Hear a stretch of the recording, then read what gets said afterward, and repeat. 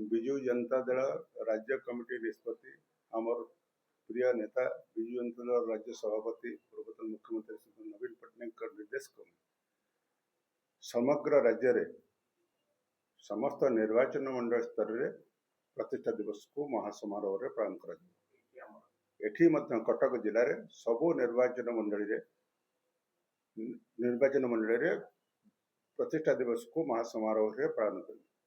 आनंद भवन सकाळ 8:30 बेले आमर रही पुष्पमाला देवर 9टा बेले विजु जनता दल कार्यालय कटक जिला कार्यालय दलगुंडी ठारे विजु बाबू प्रतिमूर्ति पुष्पमाला देवा संगे संगे आमर जो मैंने दलर किसी वरिष्ठ नेता जो मैंने आमर दिवंगत नेता विजु पट्टनायक सहित काम कर सुजोग पाई से सम्मानित करूँ। तापर